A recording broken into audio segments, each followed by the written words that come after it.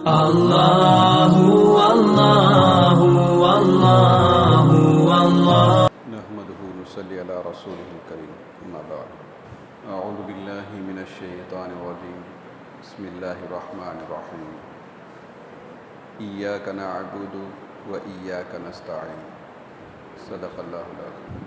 انسان کی فرماتے ہیں کہ تین قسمیں اور تین حالتیں ہوتی ہیں انسان کی۔ ایک حالت تو ماضی ہے، پاسٹ، اور ایک حالت حال کہلاتی ہے، پریزنٹ، اور ایک ہے مستقبل، فیوچر۔ تو اس طرح جو ہے تین حالتیں ہیں۔ ماضی میں اگر دیکھا جائے، پاسٹ میں اگر دیکھا جائے تو انسان موجود نہیں تھا۔ انسان کی کتنی حالتیں ہیں؟ تین حالتیں ہیں۔ اس میں اگر ماضی دیکھا جائے، پاسٹ دیکھا جائے تو انسان موجود نہیں تھا۔ اللہ تبارک و تعالیٰ نے اسے وجود بخشا، لہذا اس اعتبار سے فرماتے ہیں کہ وہ الہ یعنی اللہ جو پیدا کرنے والا ہے، عدم سے وجود کی طرف لانے والا ہے۔ اور دوسری حالت جو ہے حال کہلاتی ہے، اسے زندگی کی جو حالت انسان کی گزرتی ہے، پیدا ہونے سے موت تک کی جو حالت ہے، یہ حال کہلاتا ہے، زندگی، پریزنٹ۔ اس میں بندہ اللہ کی طرف محتاج ہوتا ہے، تو اس کے لیے اللہ تبارک و تعالیٰ دو صفتیں ذکر فرماتے ہیں، رحمان اور رحیم۔ پہلے کے لیے اللہ نے دو نام ذکر کیے کہ اللہ اور رب، ماضی کے اعتبار سے، اور حال کے اعتبار سے دو نام اللہ ذکر کرتے ہیں، رحمان اور رحیم۔ اور پھر یہ زندگی جب اس کی ختم ہو جاتی ہے، آخرت کو چلا جاتا ہے، ایک دوسرا معاملہ شروع ہو جاتا ہے جسے فیوچر کہا جاتا ہے، تو اس کے لیے اللہ نے ایک لفظ ذکر کیا، ایک صفت ذکر فرمائی، مالک، یوم آخرت کا مالک۔ تو انسان جن حالتوں کے ساتھ متصف ہے، پیدائش سے پہلے، پیدا ہونے کے بعد اور مرنے کے بعد، ان تمام حالتوں کو یہ صورت جو بتاتی ہے کہ اللہ کا رحم اور اللہ کی مہربانی انسان کے ساتھ لگی ہوئی ہوتی ہے، یہ صورت جو ہے اس کی تفصیل ذکر کرتی ہے کہ ہر حالت میں آدمی، انسان اللہ کی طرف محتاج ہوتا ہے۔ تو اس لیے بندہ کہتا ہے کہ اللہ تینوں حالتوں میں تیری طرف محتاج ہوں، لہٰذا ایاک نعبد، میں تیری ہی عبادت کرتا ہوں۔ اللہ تبارک و تعالیٰ ہی کی اقرار کرتا ہے بندہ کہ اے اللہ میں تیری ہی عبادت کرتا ہوں، وَإِيَّاكَ نَسْتَعِينُ، اور تجھ ہی سے مدد طلب کرتا ہوں۔ عبادت کو بھی اللہ کے ساتھ خاص کیا گیا، استعانت، مدد طلب کرنے کو بھی اللہ کے ساتھ جو ہے خاص کیا گیا۔ سورت کے شروع میں جیسے بتایا گیا، جو اہم باتیں ہیں ان کو ذکر کیا گیا، اہم صفات جو ہیں ان کو ذکر کیا گیا۔ تو اہم باتیں یہ ہیں کہ عبادت جس کے لیے بندے کو پیدا کیا گیا، انسان کو بھی اور جنات کو بھی۔ اللہ نے خود فرمایا کہ وما خلقت الجن والانس الا لیعبدون، ہم نے جنات اور انسان کو اپنی عبادت کے لیے پیدا فرمایا ہے۔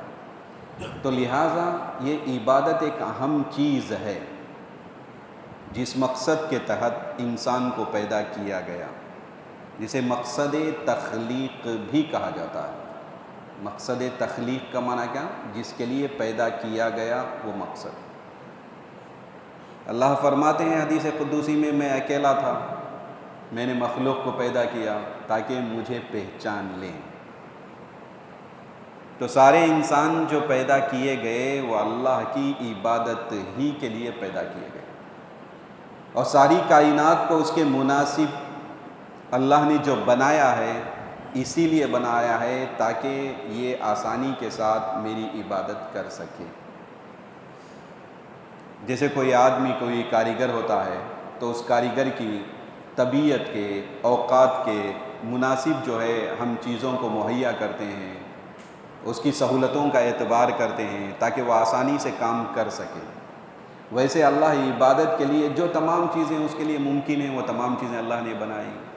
رات کو بنایا تاکہ آرام لے، سکون اختیار کرے، دن کو اللہ نے بنایا، سورج کو کام میں لگایا، چاند کو کام میں لگایا، ہوائیں اللہ نے چلائی، جانوروں کو اللہ نے پیدا کیا جسے آدمی کھاتا ہے، غذا بناتا ہے، سواریوں کو اللہ نے بنایا۔ ساری چیزیں کائنات کی طرف اگر نظر ڈالی جائے، یہ ساری کائنات کو جو اللہ نے بنایا ہے انسان کے لیے اور انسان کو عبادت کے لیے، انسان کو عبادت کے لیے، تو یہ عبادت ایک اہم چیز ہے۔ اس کا اقرار بندہ اس سورہ میں کرتا ہے، سورہ فاتحہ میں کہتا ہے ایاک نعبد، اے اللہ میں تیری ہی عبادت کرتا ہوں۔ ویسے دنیا کا ہر آدمی کوئی نہ کوئی عبادت کسی نہ کسی طریقے سے کرتا ہے۔ ہر ایک قائل کسی بھی مذہب سے تعلق رکھنے والا ہو، ہر ایک اپنے انداز سے عبادت کرتا ہے، مختلف لوگوں کی مشترک چیزوں کی وہ عبادت کرتا ہے۔ تو بندہ کہتا ہے نہیں، اور ان سارے چیزوں کی نفی کر کے کہتا ہے نہیں مجھے اس کی عبادت کرنی نہیں ہے۔ اللہ ایاک، جیسے گزشتہ ہفتہ تفصیل بتائی گئی، ایاک مفعول ہے، یہ بعد میں تھا، اس کو لا کے پہلے ڈالا گیا، شروع میں ذکر کیا گیا، جس سے معنی تخصیص کا نکلا۔ گزشتہ ہفتہ جو حضرات آئے تھے وہ جانتے ہیں کہ اس میں جو معنی بیان کیا گیا تیری ہی عبادت کرتا ہوں، تیری عبادت کرتا ہوں الگ چیز ہے، تیری ہی عبادت کرتا ہوں یہ الگ چیز ہے۔ اور یہاں اس سورہ میں جو ترتیب ہے عربی گرامر کے اعتبار سے، معنی کے اعتبار سے، تو اس کا معنی کیا نکلتا ہے؟ تیری عبادت کرتا ہوں اس کا معنی نہیں ہے، بلکہ تیری ہی عبادت کرتا ہوں۔ اب دنیا میں سارے لوگ اپنے مذہب، اپنے اپنے مذہب کے ماننے والے جو ساری چیزوں کی عبادت کرتے ہیں، تو بندے مسلم کہتا ہے نہیں ہے اللہ میں صرف تیری ہی عبادت کرتا ہوں۔ عبادت میں اللہ نے ہر چیز سے نجات، ہر پریشانی سے نجات اللہ نے عبادت میں رکھی ہے۔ نبی علیہ السلام کو بڑا ستایا گیا مکہ میں رہتے ہوئے، ہم جانتے ہیں جب آپ علیہ السلام مکہ میں تھے بہت سی پریشانیوں کا سامنا کرنا پڑا، اذیتیں دی گئی، تکلیفیں دی گئی، کیا کیا لوگ نہیں کہتے تھے ہم جانتے ہیں۔ کوئی ساحر جادوگر کہتا، کوئی کاذب جھوٹا کہتا، کوئی کہتا ہے کہ بھائی ان کے گھر میں کوئی آدمی لا کے چیزیں رکھ دیا ہے اور یہ جو ہے ان کو دیکھ کر ہمارے سامنے آگے ذکر کرتے ہیں۔ تکلیف ہوتی تھی نبی علیہ السلام، اندر سے کڑتے تھے، اور دلی تکلیف، ایک تو ظاہری بدنی اور جسمانی اعتبار سے تکلیف پہنچانا، اور ایک ہے باطنی اور داخلی اعتبار سے تکلیف پہنچانا۔ ان دونوں میں جو باطنی تکلیف ہوتی ہے یہ سب سے زیادہ سخت ہوا کرتی ہے، اس کی تکلیف زیادہ ہوتی ہے ظاہری اعتبار سے، ہے نا۔ تو نبی علیہ السلام کو دونوں قسم کی اذیتیں دی گئی، تکلیفیں دی گئی، یہاں تک کہ اللہ کے نبی فرمانے لگے مجھے ایسی تکلیف دی گئی کہ مجھ سے پہلے کسی نبی کو اتنی تکلیف نہیں دی گئی۔ بھائی بہت تکلیفیں میں نے اس راہ میں برداشت کی ہیں، اوذیت مثل ما اوذی نبی، کوئی نبی اتنی تکلیف نہیں اٹھایا جتنا میں اٹھا۔ آپ کی تنگی کو دیکھ کر اللہ فرماتے ہیں اے اللہ کے نبی، اے میرے نبی، کیا آپ کا دل تنگ ہو گیا ان لوگوں کی تکلیف سے؟ کیا آپ کا دل تنگ ہو گیا؟ ایک نسخہ اللہ تعالیٰ اپنے نبی کو، اپنے محبوب کو ایک نسخہ دیتے ہیں اس تنگی سے نکلنے کے لیے، اس پریشانی سے نکلنے کے لیے، اذیت سے نکلنے کے لیے اور مصیبت سے نکلنے کے لیے ایک نسخہ اللہ تبارک و تعالیٰ اپنے نبی کو دیتے ہیں۔ وَاعْبُدْ رَبَّكَ، اپنے رب کی تم عبادت کرتے رہو حتیٰ یأتیک الیقین، یہاں تک کہ آپ کو یقین آ جائے۔ مفسرین کہتے ہیں یقین کا معنی موت یہ بھی ہو سکتا ہے، یا یقین کا معنی اللہ کی مدد یہ بھی ہو سکتا ہے۔ تو جب تک اللہ کی مدد نہیں آ جاتی آپ بس میری عبادت کرتے رہو، تسبیح کرتے رہو، تحمید حمد بیان کرتے رہو۔ یہ مصیبتوں سے نکلنے کا ایک بہترین ذریعہ ہے۔ قرآن میں جا بجا ذکر کیا گیا۔ آج کل پریشانی کی حالت کیا ہے معلوم؟ ہر آدمی ذرا پریشان ہوتا ہے تو فوراً غلط قدم اٹھاتا ہے، غلط راستے پہ چلتا ہے، سوسائڈ کر لینا، خودکشی کر لینا۔ یہ آج کل ہمارے نوجوان ہیں نہیں، وہ فلمیں دیکھ کر، دوسروں کی چیزیں دیکھ کر، دوسرے مذہبوں کو دیکھ کر غلط راستہ اختیار کر لیتے ہیں۔ ذرا مشکل آئی، ذرا پریشانی آئی، اور پریشانی سے نکلنے کا راستہ کیا سمجھتے ہیں؟ بس خودکشی کر لو، راستہ نکل جائے۔ غیر لوگوں کے یہاں تو بہت عام ہے۔ کیوں عام ہے؟ اس لیے کہ ان کے یہاں ایک دوسرا جنم، 7 جنم ہے نا، پنرجنم کہتے ہیں وہ لوگ، جنم جنم کے قائل ہیں، دوسرے جنم کے قائل ہیں۔ ان لوگوں کے یہاں ایک تصور کیا ہے؟ ہم مر گئے، بس پھر دوسرے جنم میں ہم پھر سے آ جائیں گے، اور ہم نے خودکشی کر لی، یہاں سے گئے اور وہاں سے آ گئے، ہم ایسا سمجھتے ہیں، خودکشی کر لیتے ہیں، حالانکہ یہ نہیں ہے۔ اور ہمارے یہاں تو جنم ونم ہے ہی نہیں، جنم نام کی کوئی چیز ہی نہیں ہے۔ زندگی ایک نعمت ہے جو اللہ نے دی، ایک ہی بار ملے گی، ایک ہی بار ملے گی، پھر ملنے والی نہیں ہے۔ ہم جو زندگی کی جو سانسیں لے رہے ہیں، جو اوقات گزار رہے ہیں، یہ اللہ کی بہت بڑی نعمت ہے۔ یہ سانسیں اس دنیا میں پھر کبھی ہم نہیں لے سکتے، اچھی طرح یاد رکھیں۔ یہ سانسیں، زندگی کے یہ لمحات پھر ہم کبھی گزار نہیں سکتے، کبھی لے نہیں سکتے۔ یہاں سے ایک بار چلے گئے تو چلے گئے، بس واپس آنا نہیں ہے۔ خواہ اللہ کی مرضی سے جائیں، یعنی اپنی موت مر کے جائیں، یا خودکشی کر کے جائیں، ایک بار چلے گئے تو چلے گئے، واپس آنا نہیں ہے۔ اور خودکشی جو کی جاتی ہے اس پر بھی اذیت، تکلیف اور عذاب ہونے والا ہے، عذاب دیا جائے گا۔ ایسا نہیں کہ معاف کر دیا جائے گا، بخش دیا جائے گا، چھوڑ دیا جائے گا، ایسا نہیں۔ ابھی کل مدراس گیا میں، یہاں کاٹپاڑی سے، ویسٹ کوسٹ شاید ٹرین تھی، عجیب بات، اس ویسٹ کوسٹ ٹرین میں لیٹرین میں ایک آدمی خودکشی کر لی۔ کل کی خبر ہے، آپ بھی دیکھے سنے ہو، کل کی خبر ہے، چنئی میں جا کر اس کی لاش نکالی گئی ٹرین سے۔ حل سمجھتے ہیں، حل ہے، وہ سمجھتے ہیں کہ ایک بار چلے گئے تو پھر ہم کو واپس آنا ہے، پھر سے آ جائیں گے، اور اس کا حل، اس پریشانی سے نکلنے کا حل ہے۔ نہیں، یہ حل نہیں ہے۔ بہت سے مسلمانوں کے یہاں ایک عام وبا ہوتی چلی جاتی ہے، کلاس میں فیل ہو گیا، ایگزام میں فیل ہو گیا، کوئی تکلیف ہو گئی، کسی پریشانی میں وہ پھنس گیا، قرض دار بن گیا، کسی نے کچھ کہہ دیا، دل کو تکلیف ہو گئی، وہ سمجھتا ہے ایک ہی راستہ ہے، بس چلو ایک راستے پہ خودکشی کر لو، آسانی سے ہم جو ہے زندگی کو الوداع کہہ کر ہم چلے جائیں گے، بچ جائیں گے، سکون ہو جائے گا، ختم۔ نہیں، اس کے بعد اور پریشانی شروع ہونے والی۔ یہ راستہ نہیں ہے پریشانیوں سے نکلنے کا، آفتوں اور مصیبتوں سے نکلنے کا یہ راستہ نہیں ہے، یہ تو غلط راستہ ہے جو ہم نے اختیار کیا۔ کیا راستہ ہے؟ آفتوں سے نکلنے کا، مصیبتوں سے نکلنے کا راستہ کیا ہے؟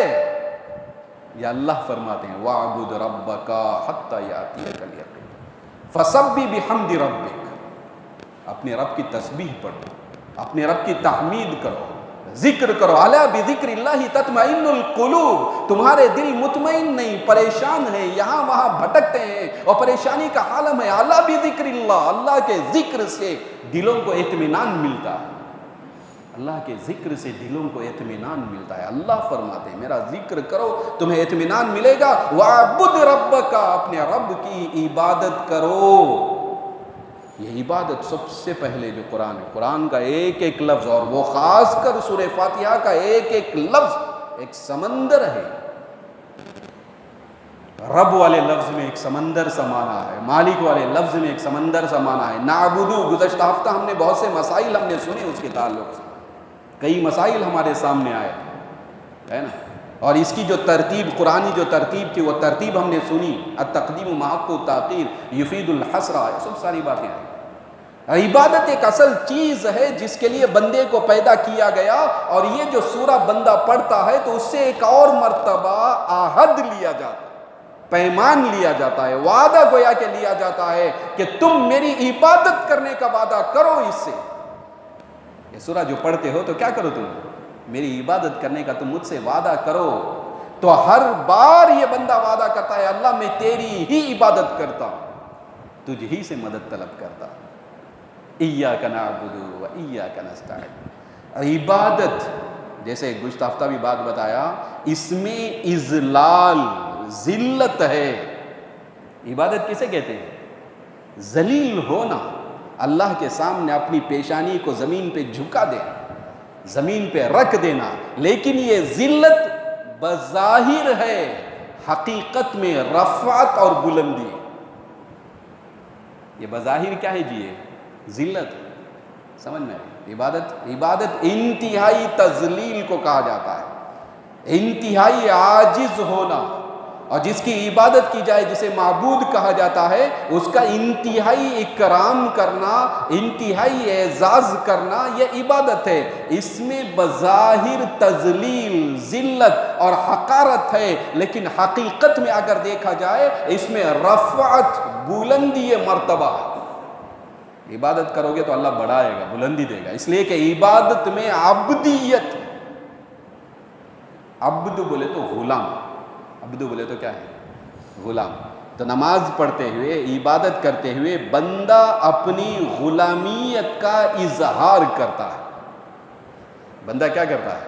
جیسے کوئی اپنے آقا کے سامنے کھڑا ہو گیا ہاتھ باندھ کے، اپنے یجمان کے سامنے کھڑا ہو گیا، نوکر ہے، یجمان کے سامنے کھڑے ہو کر کہتا ہے یجمان ہم آپ کی ہر بات مانتے ہیں، آپ ہی ہمارے مالک ہیں، آپ نے دیا تو آپ کے دینے سے ہمارا گھر چلتا ہے، آپ نے میری فلاں مدد کی، فلاں مدد کی، اے یجمان بس میں آپ ہی کا غلام۔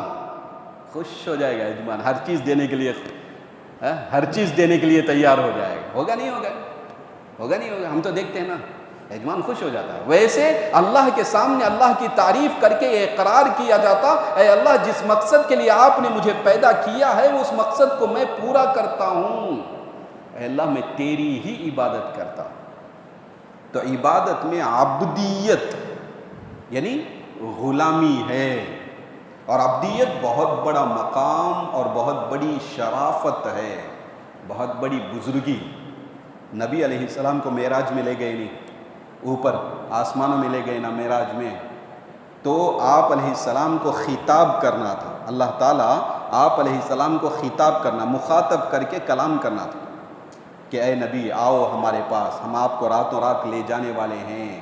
یعنی سورہ اسراء ہے نا، سبحان الذی اسری بعبدہ لیلا من المسجد الحرام الی المسجد الاقصی، یہ معراج سے متعلق یہ آیت ہے۔ بہت بڑا مقام نا معراج کا، کسی نبی کو اتنا بڑا مقام نہیں ملا۔ جتنے انبیاء آئے تھے ان میں سے کسی نبی کو اتنا بڑا مقام نہیں ملا کہ وہ اللہ کے پاس آسمانوں کو طے کر کے عرش کے پاس جائیں، سدرۃ المنتہا کو پہنچے اور سامنے کلام کریں، اور بے اختلاف اللہ کو دیکھیں، بے اختلاف اقوال اللہ کو جو نبی علیہ السلام نے دیکھا۔ یہ اتنا بڑا مقام کسی نبی کو نہیں ملا، اتنا بڑا مقام جو نبی علیہ السلام کو دیا گیا، اور دیتے ہوئے اللہ ان کے لیے جو لفظ استعمال کرتا ہے، سبحان الذی اسری بعبدہ، اپنے عبد کو، بندے کو لے گیا، یہ لفظ۔ حالانکہ نبی کی کتنے بڑے بڑے صفات ہیں نا جی، ماہی کہتے ہیں، سمجھے، اور رحمت للعالمین کہتے ہیں، راشد ہیں، مرشد ہیں، بہت سے نام ہیں نبی علیہ السلام، بڑی بڑی صفات ہیں، 99 صفات ذکر کرتے ہیں، بلکہ بعضی کتابوں میں آپ کے 300 صفات ذکر کیے گئے، نبی علیہ السلام کے 300 صفات ذکر کیے گئے۔ ان تمام صفتوں کو چھوڑ کر اللہ تبارک و تعالیٰ نے ایک لفظ، ایک صفت ذکر کیا، بعبدہ، اپنے عبد کو، غلام کو اللہ لے گیا، ہے نا۔ عیسیٰ علیہ السلام کی جو پیدائش ہوئی، انوکھے انداز میں، عجیب انداز میں، بغیر باپ کے عیسیٰ علیہ السلام کو پیدا کیا گیا۔ ہم جانتے ہیں دنیا میں کوئی واقعہ ایسا پیش نہیں آیا، دنیا میں کوئی واقعہ ایسا پیش نہیں آیا کہ بغیر باپ کے کسی کو پیدا کیا گیا ہو۔ صرف مریم علیہ السلام کو جو بیٹا پیدا ہوا، حضرت عیسیٰ علیہ السلام، یہ بغیر باپ کے پیدا ہوئے، بہت پاک دامن عورت تھی، لیکن لوگ پریشان دیکھے کہ دنیا میں ایسا کوئی واقعہ پیش نہیں آیا بغیر باپ کے ہوں، اور یہ دعویٰ کرتی ہیں جبرائیل علیہ السلام آئے تھے، ایک پھونک مارا اور جس سے ان کو اولاد ہو گئی، ہے نا، اور لوگ تانا دینے لگے، الزام تراشنے لگے، کیسے ہو سکتا ہے بغیر باپ کے دنیا میں کوئی اولاد ہوتی ہے کیا؟ اور آپ کیا ہے بغیر باپ کے اولاد ہونے کا دعویٰ کرتے ہیں. یہ کہاں سے آ گیا بچہ ہے؟ پریشانی کا عالم تھا تو اللہ نے حکم دیا آپ کو کچھ کہنے کی ضرورت نہیں ہے، ہم نے آپ کو بچہ دیا ہے، بچے کی طرف اشارہ کیجئے، وہ بولنے لگے گا گہوارے میں. بچہ بزبان اپنی زبان سے وہ کہنے لگے گا، کلام کرنے لگے گا. بچپن ہی میں معجزہ صادر ہو، لوگوں نے دریافت کیا. تو قرآن کہتا ہے عیسیٰ علیہ السلام گہوارے میں پڑھ کر بچپن میں کہنے لگے انی عبداللہ آتانی الکتاب، انی عبداللہ، میں اللہ کا بندہ. عبد کا لفظ ہے، دیکھو نا اتنا اہم مقام نہیں ہے، اتنا اہم مقام ہے. ایسا واقعہ دنیا میں پیش نہیں آیا. اور اس کو ظاہر کرتے ہوئے کون سا لفظ استعمال کرتے ہیں؟ عبد، بندگی. روح اللہ بھی آپ کا نام ہے؟ نہیں، وہ لفظ نہیں. مطلب بلند صفات ہیں؟ نہیں، وہ لفظ نہیں. عبد جس میں نبی اور سارے لوگ، سارے انسان جس میں شریک، سارے انسان جس میں شریک ہیں، یہ لفظ استعمال کر کے کہتے ہیں عبد. کیا ہے؟ انی عبداللہ. بعض لکھنے والے کیا لکھتے ہیں معلوم ہے؟ عبد کا لفظ لائے نا، اسی وجہ سے اللہ تعالیٰ کیا کیا بولے تو ان کو ایک بڑا مقام اس طرح دیا کہ زندہ آسمانوں پہ اٹھا لی. اور اللہ نے فرمایا انی رافعک الیہ، ہم آپ کو اپنے پاس لانے والے ہیں، بلند کرنے والے ہیں. آسمانوں کی طرف اٹھا لیے گئے عیسیٰ علیہ السلام. تو اس عبد میں بندگی، یعنی عبادت میں عبدیت ہے، بندگی ہے.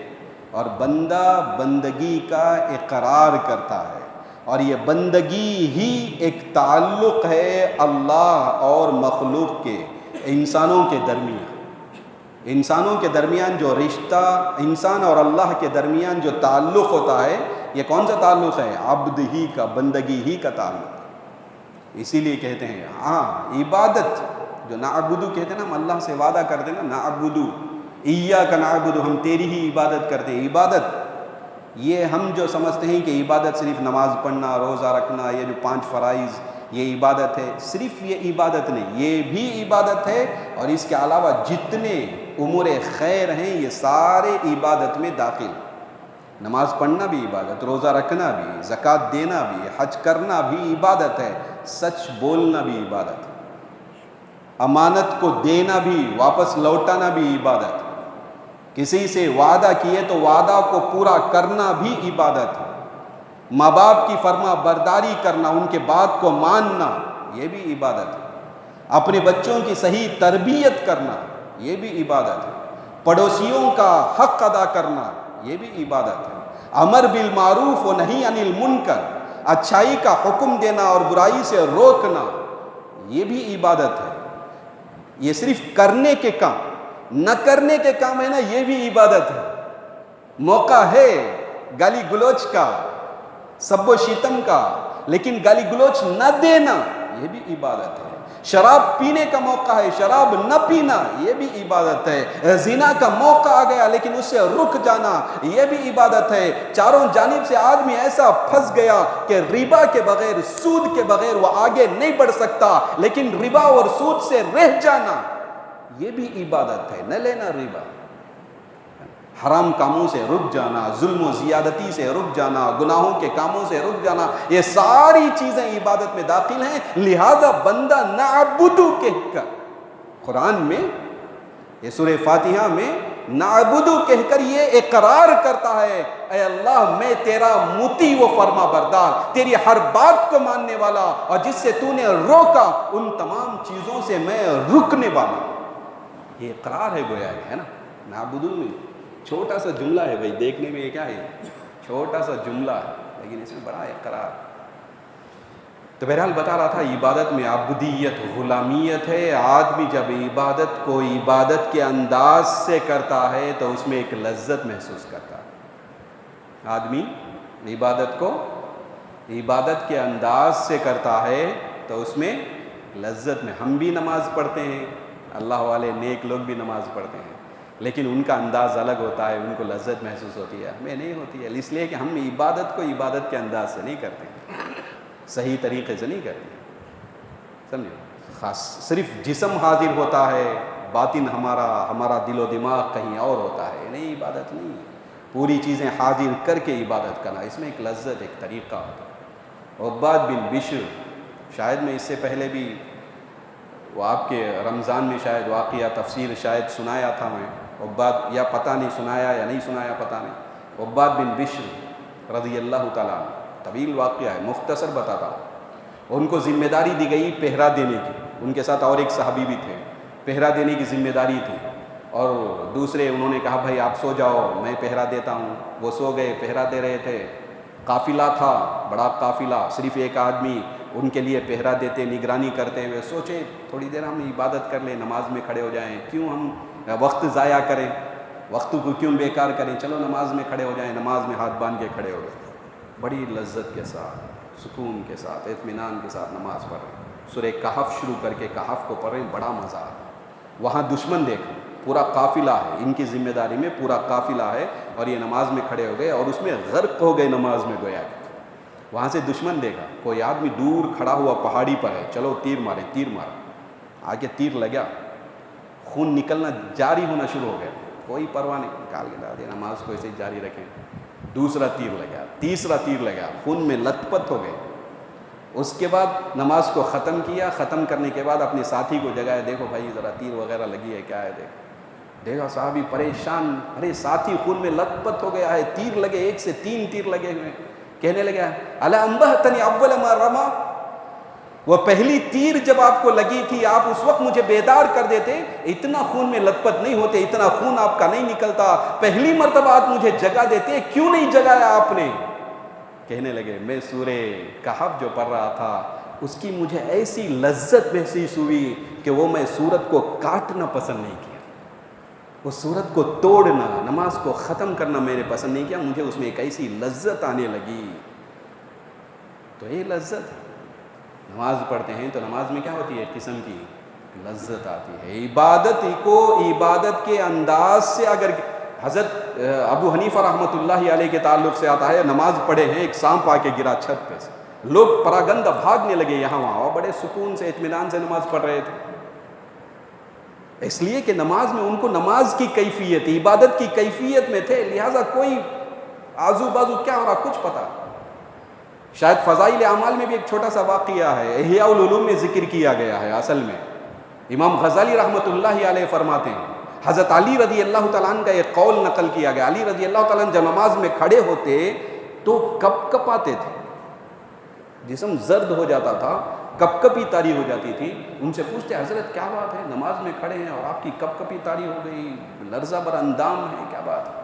تو کہتے ہیں اللہ نے جو امانت زمین و آسمانوں پہ پیش کیا ہے انہوں نے انکار کر دیا، اور ہم اس امانت کو لے کر آج ہم ادا کر رہے ہیں، یہ سوچ کر میں اس کو محسوس کرتا ہوں، سوچتا ہوں تو میرے جسم پہ کپ کپی طاری ہو جاتی ہے۔ یہ عبادت ہے، اسی عبادت کا اقرار بندہ اللہ سے کرتا ہے، ایاک نعبد، اے اللہ ہم تیری ہی عبادت کرتے ہیں۔ اس کے بعد کا جملہ ہے وَإِيَّاكَ نَسْتَعِينُ، تجھ ہی سے مدد طلب کرتے ہیں، کیا معنی؟ تجھ ہی سے مدد طلب کرتے ہیں، میرے پاس کوئی قدرت نہیں ہے، کوئی طاقت نہیں، میں جو نماز پڑھتا ہوں، میں جو عبادت کرتا ہوں، یہ عبادت کرنے کی بھی، یہ نماز پڑھنے کی بھی میرے اندر طاقت نہیں ہے، اے اللہ میری مدد فرما، ہر کام میں اللہ سے مدد طلب کی جائے، یہ جملہ بتا رہا ہے، ایاک نستعین، اے اللہ میں تیری ہی مدد طلب کرتا ہوں۔ نبی علیہ السلام دعا کیا کرتے اللہم اعنی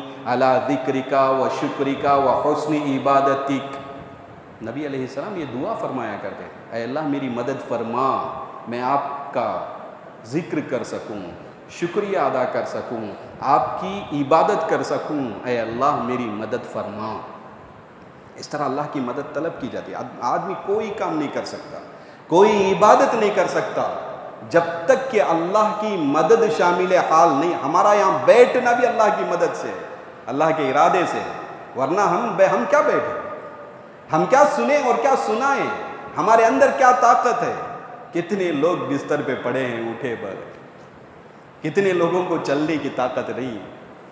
CMC جا کر دیکھیں تو حالت معلوم ہوتی ہے کہ اللہ نے کتنی بڑی نعمت ہمیں دی ہے، کہ کیسی صحت دی ہے، کیسی عافیت دی ہے، یہ اللہ کی قدرت ہے۔ تو اللہ سے بندہ مدد طلب کرتا ہے، ایاک نستعین، اے اللہ میں تجھ ہی سے مدد طلب کرتا ہوں۔ اللہ کے نبی فرماتے ہیں کہ بندوں کے دل، قلوب المؤمن جو ہے بین اصبعین من اصابع الرحمن، اللہ کی انگلیوں میں سے 2 انگلیوں کے درمیان بندوں کے دل ہیں، لہذا اللہ سے یہ دعا کرتے ہیں ثبت قلوبنا علی طاعتک وثبت قلوبنا علی دینک، اے اللہ میرے دل کو دین پہ ثابت قدم رکھ، اطاعت اور فرما برداری پہ ثابت قدم رکھ۔ اس طرح جو ہے دعائیں کرنے کا معمول ہے، لہٰذا یہ اقرار کیا جاتا ہے ایاک نستعین کے ذریعے کہ اے اللہ کوئی طاقت نہیں، کوئی قدرت نہیں، کوئی قوت نہیں، بس آپ ہی سے ہم مدد طلب کرتے ہیں، ہماری مدد کیجیو۔ ابراہیم علیہ السلام نارے نمرود پہ کھڑے ہوئے تھے، ہاتھ پیر کو باندھ دیا گیا، جبرائیل علیہ السلام آئے، آ کر پوچھنے لگے حل عندی من حاجت، کیا میری کوئی ضرورت ہے آپ کو، میں کوئی تمہاری مدد کر سکتا ہوں؟ تو فرمانے لگے اما عندک فلا، آپ کے پاس تو مجھے کوئی ضرورت نہیں، کوئی حاجت نہیں۔ مختلف روایتیں ہیں، اس میں ایک یہ آتا ہے وہ کہنے لگے حسبی اللہ ونعم الوکیل، میرے لیے تو اللہ کافی ہے، وہی بہترین کارساز ہے۔ تو نارے نمرود پہ، آگ پہ کھڑے ہیں، اتنا مضبوط ایمان ہے، اور وہ سمجھتے ہیں کہ یہ آگ بھی کوئی نفع وہ نہیں دے سکتی، بلکہ جو کچھ ہونا ہے اللہ سے ہونا ہے۔ اللہ پر اعتماد کر کے جب ان کو ڈال دیا گیا تو اس آگ کو اللہ نے کیا بنا دیا؟ گلے گلزار بنا دیا۔ ہم معلوم ہے نا، اس طرح آدمی نماز میں کھڑا ہوتا ہے تو اس کے زبان سے اللہ کی مدد طلب کرتے ہوئے گویا کہ یہ کہتا ہے ایاک نعبد و ایاک نستعین حسبی اللہ و نعم الوکیل، میرے لیے اللہ کافی ہے، لہٰذا ایک طرف تو جہنم کی آگ ہے اور وہ آگ کے مستحق ہے، لیکن اللہ کی عبادت کے ذریعے، اس کی اعانت اور مدد کے ذریعے بندے کو اس جہنم سے گویا آگ سے بری کر کے جنت کا مستحق بنایا جاتا ہے۔ جیسے ابراہیم علیہ السلام کو آگ سے نکال کر یعنی اس آگ کو گلے گلزار بنا دیا گیا، ویسا بندہ اپنی عبادت کے ذریعے آگ سے نکل کر بری ہو کر جنت کا گویا کہ مستحق ہوتا ہے نا؟ یہ عبادت کے ذریعے موقع، یہ مقام ملتا ہے۔ تو اللہ سے مدد طلب کی جائے، اللہ ہی سے مانگا جائے۔ کسے مانگا جائے؟ سوال کرنا ہے تو اللہ سے کرنا ہے، مدد طلب کرنی ہے تو اللہ سے مدد طلب کرنی ہے، کسی سے ہم مانگیں گے نہیں، کسی سے ہم سوال نہیں کریں گے، اس کا اقرار ہوتا ہے۔ ہمیں کوئی ضرورت ہے، مرض کو دور کرنا ہے، صحت حاصل کرنی ہے، اولاد طلب کرنا ہے، یا رزق کو مانگنا ہے، یا کوئی اور چیز مانگنی ہے، ہم درگاہوں میں جا کے نہیں مانگیں گے، ہم فلاں مقامات میں جا کے نہیں مانگیں گے۔ ہمیں جو مانگنا ہے تو کس سے مانگنا ہے؟ اللہ ہی سے مانگنا ہے۔ یہ تعلیم ہمیں دیتی ہے، اور یہ سورہ فاتحہ میں بندہ اس کا اقرار کرتا ہے ایاک، اے اللہ میں تیری ہی عبادت کرتا ہوں اور تجھ ہی سے مدد طلب کرتا ہوں، تیرے علاوہ کسی سے کیا نہیں کرتا، میں مدد طلب نہیں کرتا۔ عبداللہ ابن عباس رضی اللہ تعالیٰ، چھوٹی عمر کے صحابی، نبی علیہ السلام سواری پہ جا رہے ہیں اور پیچھے ردیف، پیچھے حضرت ابن عباس رضی اللہ تعالیٰ بیٹھے ہوئے، سواری میں نبی علیہ السلام جاتے ہیں اور پیچھے کون بیٹھے ہیں سواری کے؟ ابن عباس، چھوٹی عمر کے صحابی بیٹھے ہوئے۔ تو نبی علیہ السلام نے انہیں بہترین نصیحت فرمائی، جس نصیحت کو جو ہے کتابوں میں، حدیث کی کتابوں میں نقل کیا گیا، نوٹ کیا۔ دیکھو، کوئی وقت بیکار نہیں کرتے نصیحت کرنے سے۔ جب موقع ملتا ہے اپنے بچوں کو، اپنے گھر والوں کو نصیحت کرنے کا جو موقع ملے، اس کو ہاتھ سے جانے نہ دے، نصیحت کرے اپنی اولاد کو، اپنے بچوں کو۔ آج کل کا ماحول کیا ہے؟ ہم بھی مزے میں ایک طرف اپنی دنیا میں، اور ہماری اولاد اپنی دنیا میں۔ ہم ایک فون لے کے بیٹھے ہیں، بیٹا ایک فون لے کے بیٹھا ہے، بیٹی ایک فون لے کے بیٹھی ہے، وہاں بیوی ایک فون لے کے بیٹھی ہے، ماں باپ ایک فون لے کے بیٹھے ہیں، اور گھر کے جتنے رشتہ دار ہیں اپنے اپنے منمانی میں، اپنی اپنی دنیا میں گویا کہ کھوئے ہوئے۔ موقع ہی نہیں ملتا ہمیں اپنے بچوں کو نصیحت کرنے کا، جبکہ یہ سنت ہے، یہ طریقہ ہے۔ کوئی موقع آپ کو ملے تو اپنے بچوں کو نصیحت کرو، انہیں بتاؤ خیر کیا ہے، شر کیا ہے، صحیح کیا ہے، غلط کیا ہے۔ نمازوں میں لگاؤ، عبادت میں لگاؤ، صحیح طریقہ بتاؤ، دین کی باتیں بتاؤ۔ ہم دین کی باتیں نہیں بتائیں گے تو فون میں جو دنیا کی باتیں ہیں اس میں وہ غرق ہو جائے گا۔ اب آگے بڑھ کر واویلا کرنا، آگے جا کر یہ کہنا، شکایت کرنا کہ بھائی ہمارے بچے ہماری بات نہیں مانتے، نافرمان ہو گئے. کیوں نہیں ہوں گے جبکہ نافرمان ہم نے ان کو بنایا. ہم نے ان کو بنایا. وقت پہ جو ہم ان کو نصیحت کرنا تھا، ہم ان کی جو تربیت کرنا تھا، ہم نے ان کی تربیت نہیں کی، ہے نا. نبی علیہ السلام پیچھے ردیف سواری پہ پیچھے بیٹھے ہیں، فوراً نصیحت فرماتے ہیں، اے ابن عباس، یا غلام، اے بیٹے دیکھو اللہ کو یاد رکھو، اللہ تم کو یاد رکھے گا. احفظ اللہ تجد تجاہک، تو اللہ کو یاد رکھ، اللہ کو تو اپنے سامنے پائے گا. کتنا بڑا جملہ ہے دیکھیں. احفظ اللہ تجد تجاہک، تو اللہ کو یاد رکھ، اللہ کو تو سامنے پائے گا، گویا تیرے سامنے موجود ہو. وَإِذَا سَأَلْتَ فَاسْأَلِ اللَّهِ، جب تم کوئی چیز مانگنا ہے اللہ سے مانگو، کسی اور سے نہ مانگو. بیٹے کوئی بھی چیز تم کو مانگنا ہے تو کس سے مانگو؟ اللہ سے مانگو. وَإِذَا اسْتَعَنْتَ، اور جب تم مدد طلب کرنا چاہتے ہو، فَاسْتَعِنْ بِاللَّهِ، اللہ سے مدد طلب کرو. دیکھیں نا سورہ فاتحہ کا حاصل ہے نا، وَإِيَّاكَ نَعْبُدُ وَإِيَّاكَ نَسْتَعِينُ. اپنے الفاظ میں، اپنے طریقے سے نبی علیہ السلام بچوں کو نصیحت کرتے ہیں. گویا سورہ فاتحہ کے الفاظ کی تعلیم دی جا رہی ہے چھوٹے سے بچے کو، اپنے انداز سے، اپنے طریقے سے. ہم ان تعلیمات کو سکھائیں، بچوں کو بتائیں، بچہ جو ضرورت ہے اللہ سے مانگ، اللہ کی طرف رجوع کر کے چھوڑ، اللہ سے ایک تعلق قائم کر کے جوڑ کے چھوڑ دے. وہ اپنی زندگی جو گزارے گا تو بڑا ہوگا تو اس کے ذہن میں یہی بات ہوگی، مجھے کوئی تکلیف پیش آ گئی تو مجھے اللہ سے مانگنا ہے، اللہ کی طرف رجوع ہونا ہے. اور کوئی مجھے دینے والا نہیں، کوئی میری مدد کرنے والا نہیں. میرے باپ نے سکھایا، میری ماں نے سکھایا، مجھے اللہ سے مانگنا ہے. بڑا ہونے کے بعد بھی وہ اللہ سے مانگے گا. نہیں، ہم اس کے سامنے غلط کام کرتے ہیں، ہم دوسروں کی طرف جاتے ہیں، دوسروں سے مدد طلب کرتے ہیں. وہ بڑا ہو کر وہ بھی وہی کام کرے گا. اللہ کے نبی فرماتے ہیں وَإِذَا اسْتَعَنْتَ فَاسْتَعِنْ بِاللَّهِ، مدد طلب کرنا ہے تو اللہ سے مدد طلب کرو. اس کے بعد آگے ایک لفظ، آگے ایک جملہ اللہ کے نبی فرماتے ہیں، يَعْلَمْ أَنَّ الْأُمَّةَ لَوِ اجْتَمَعَتْ عَلَىٰ أَن يَنْفَعُوكَ بِشَيْءٍ لَا يَنْفَعُوكَ إِلَّا بِشَيْءٍ قَدْ كَتَبَهُ اللَّهُ لَكَ. دیکھ بیٹا، اگر سارے لوگ مل کر تمہیں کسی چیز کا نفع پہنچانا چاہیں، وہ نفع نہیں پہنچا سکتے مگر اسی چیز کا جو اللہ نے تمہارے لیے لکھ دیا. جیسے بچے کا ایمان بناتے ہیں، اس کا ایمان بناتے ہیں، تقدیر بتاتے ہیں کہ دیکھو پورے لوگ، دنیا کے سارے لوگ مل کر تمہیں نفع پہنچانا چاہیں تو نفع نہیں پہنچا سکتے، الا بشیء، مگر اس چیز کا قد کتبہ اللہ لک، جو اللہ نے تمہارے لیے لکھ دیا. وَإِن يَضُرُّكَ بِشَيْءٍ لَا يَضُرُّكَ وَلَمْ يَضُرُّكَ إِلَّا بِشَيْءٍ قَدْ كَتَبَهُ اللَّهُ عَلَيْكَ.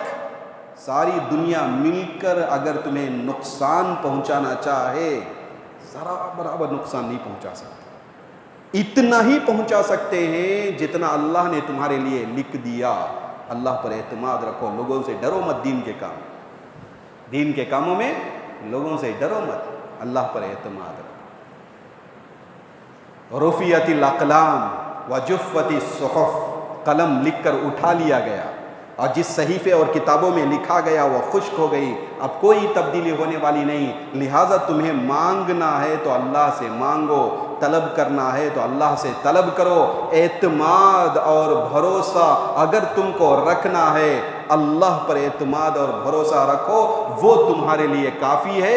اسی کا اقرار ان دو جملوں میں بندہ کرتا ہے، ایاک نعبد، اے اللہ دنیا میں، کائنات میں کسی کی عبادت نہیں کرتا، کسی درخت کی نہیں کرتا، کسی پتھر کی نہیں کرتا، کسی مورتی کی نہیں کرتا، کسی سورج اور چاند و ستاروں کی نہیں کرتا، کسی بھی چیز کی نہیں کرتا، اور کسی صاحب قبر کی نہیں کرتا، بلکہ اے اللہ نعبد ایاک، تیری ہی عبادت کرتا ہوں، وایاک نستعین، تجھ ہی سے مدد طلب کرتا ہوں، کسی سے مدد طلب نہیں کرتا. بنیادی باتیں.